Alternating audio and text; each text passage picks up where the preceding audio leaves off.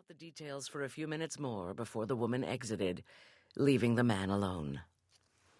During the day, he was propped up against the headboard of his bed, slightly bent to the side because of his spine, but comfortable nonetheless. At the moment, he was more than comfortable. He was delighted.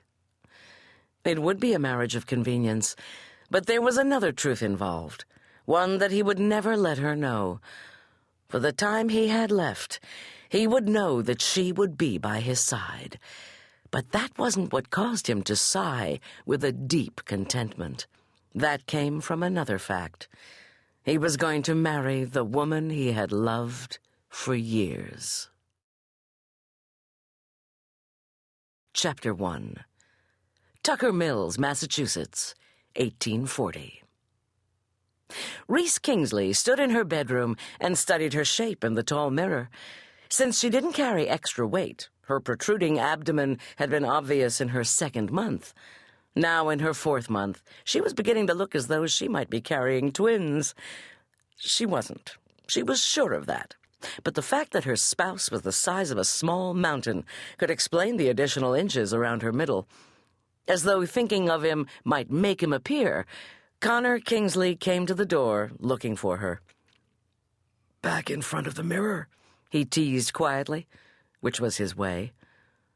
"What do you mean, back?"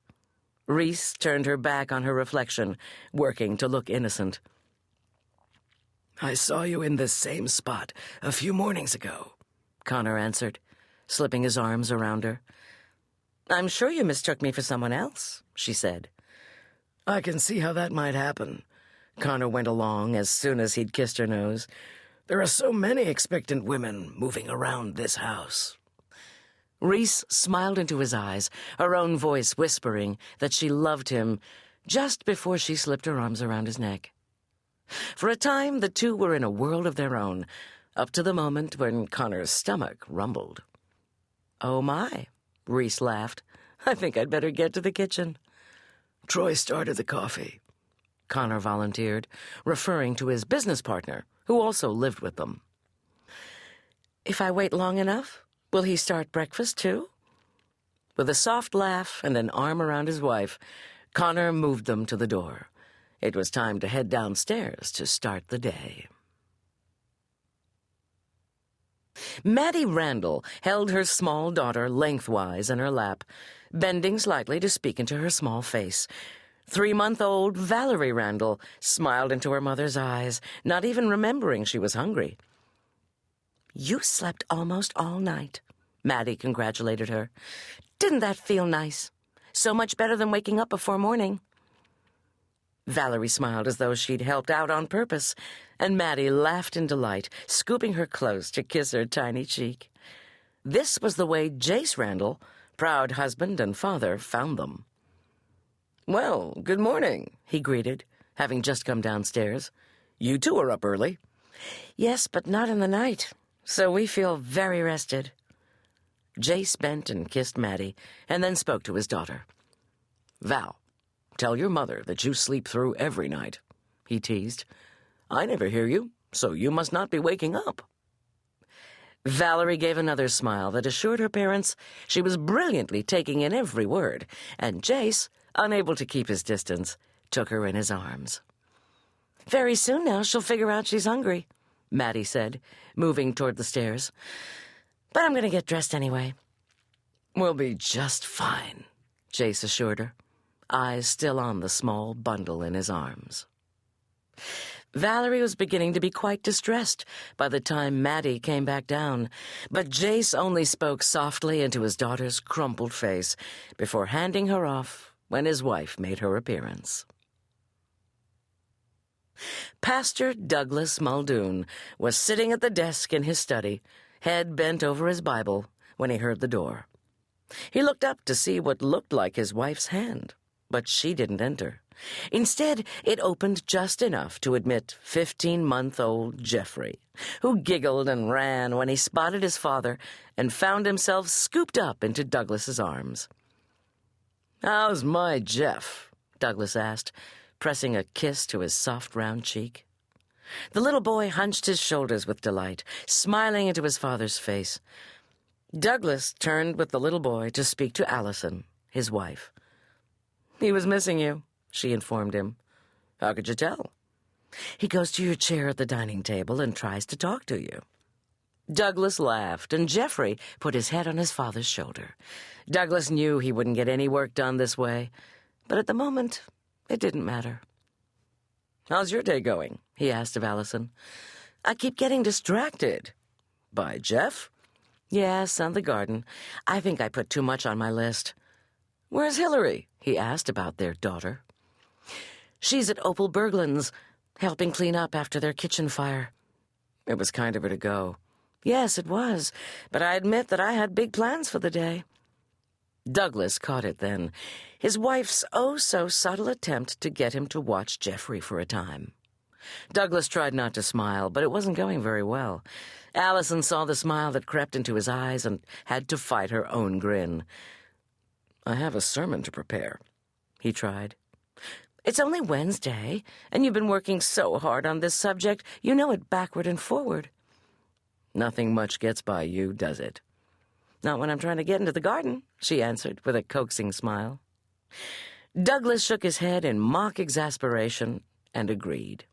When Allison kissed him and left, he settled himself on the floor to play with his youngest son. It was no end of fun, but it also made him long for a swift return of his 3 middle children, who were visiting their grandmother in Boston. "Good morning, Dannan MacKay." Troy Thaden, who with Connor was one of Tucker Mills' bank managers, welcomed the new doctor. "Come have a seat by the desk." The men had spoken to each other many times at the meeting house and over meals, but never talked about Dannan's personal business interests. Today would be different. "How are you, Troy?" Dannan asked. "Doing well. Yourself?" "Fine. Still adjusting to a new town and letting folks adjust to a new doctor, but coming along." "How many months have you been here?" "Let's see." Dannan's head went back. "I've been here about 4 months, maybe a little more." "Is there anyone to visit back in Willow's Crossing?" "Just a cousin and his family. I might go to see them this winter if they don't visit here first." "How is it coming with your patients?" "Most of the time it's fine," Dannan informed him, even as he began to smile. "I had a woman yesterday who came to the office. I could tell she wanted something, but it took a while for her to tell me what it was. I guessed for the better part of 10 minutes about what might be bothering her, and she finally blurted it out." "Well, that's progress," Troy said, smiling in return. "Yes, but she also told me exactly how she felt about old Doc MacKay leaving, and that he had no business doing such a thing." "He heard plenty of that before he left, too." "Yes, I'm sure." "Now," Dannan began, "I won't take up more of your time on this. I'm wondering if the bank owns any small houses that it's trying to sell right now." "Looking to move?" "It's just a thought I had, and I don't believe my landlord wants to sell." "Have you asked Eli?" Troy asked. He knew Eli Peterson. Dannan's landlord owned several properties in town. "He just might want to discuss it." "As a matter of fact, I haven't met him. My uncle paid my rent for months down the road, so we never got around to my meeting him." "Well, it was just a thought. I have 2 houses, one that's available now and one that will be going on the market very soon. I can tell you about them right now or show them to you some other time." Dannan was on the verge of saying that he'd like to hear about them, but a man had rushed into the bank, and Dannan knew he was needed. "Is the doc here?" the man asked of the teller, even as Dannan and Troy both stood and were noticed in the office alcove. "There you are," the stranger said to Dannan. "Can you come? It looks like Kathy Shepard has broken her arm." "I'm on my way," Dannan replied with a calm that was genuine. "Thank you, Troy." He turned long enough to add, "I'll check back with you." "Certainly, Dannan. Maybe I'll see you at noon." Dannan agreed and slipped out the door.